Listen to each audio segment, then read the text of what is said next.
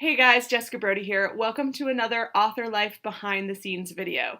So, have you guys ever watched the bonus features on a DVD or an iTunes movie purchase?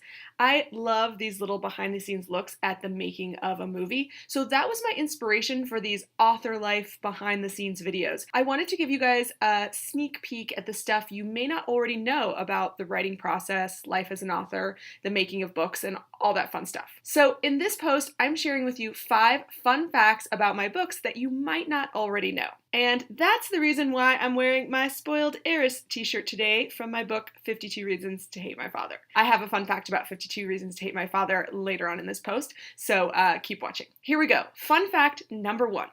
My Life Undecided did not have a title for the entire time I was writing it. It was called, appropriately, Untitled Jessica Brody Book 2, since it was my second young adult novel at the time. I just couldn't for the life of me come up with a title. The book is about a girl who puts her life choices up to a vote on the internet, so I suppose it was only appropriate for me to enlist my friends to help come up with a title. I emailed 25 of my closest and most talented friends and offered $200 to the person who titled the book. Then I included a short synopsis of the story. Well, it just proves that bribery works because I ended up with over 20 amazing titles to choose from. Some of the other top choices that I got were The Undecided State of Brooklyn, Magic 8 Blog, By Popular Demand, and Choosing Brooklyn.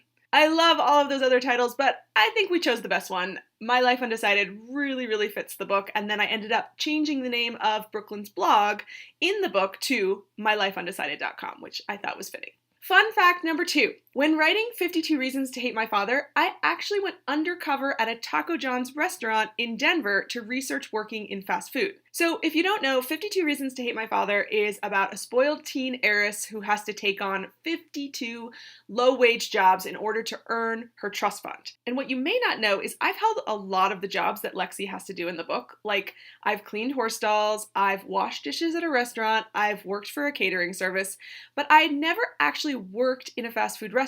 And since that's such an important job in the story, I wanted to make sure I got it right. So a friend of mine actually owns a Taco John's, which is a fast food chain here in Denver, and I asked if I could work undercover at his restaurant for a day. So I showed up like it was my first day as a new employee. No one except the general manager there knew what I was actually doing because I wanted to get the same kind of treatment that a real employee would get. So I actually had a lot of fun. My favorite part was working the drive-thru. I actually met some really cool people, made some friends, and by the end of the day, yeah, I did reveal my true identity. Thankfully, no one was really that upset. Everyone thought it was kind of cool. And now I have this great experience to talk about when I talk about writing that book. Plus, I think the scenes that took place in the Don Juan's tacos in the book actually are better because of this experience. Fun fact number 3.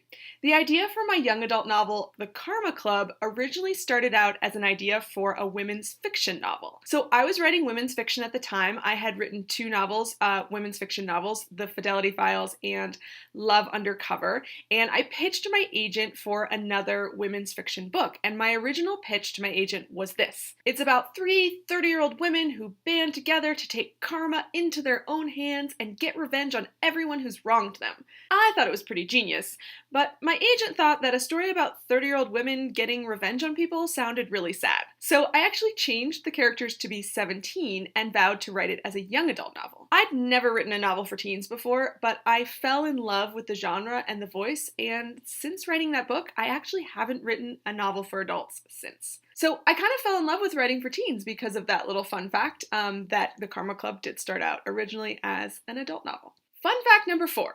When brainstorming the Unremembered trilogy, I got the idea for the character of Kaylin, a character featured prominently in books 2 and 3, after watching the movie Terminator 2 and basically asking myself the question, could the Terminator ever fall in love? Aha! This gave me the idea of a character who's essentially been programmed on the level of their DNA to fall in love with a very specific person, and that is how the idea for Kaylin and Serafina being printmates was born. Fun fact number 5, A Week of Mondays actually had 5 different prologues, none of which made it into the final book. One of these prologues actually ended up being the first flashback that appears at the end of the first Monday. And I had so much fun writing it that I decided to continue that scene and use it as continued flashbacks throughout the story. So that's how the flashbacks ended up at the end of each Monday. They were originally started as a single prologue. But then there were 4 other prologues that didn't end up in the book. And I think my favorite opening line from one of those cut prologues is this: "Everyone knows that Mondays are the armpit of the week." Dang it, I really should have kept that in the book somewhere. It's such a great line. Oh well. So those are my 5 fun facts about my books that you might not already know.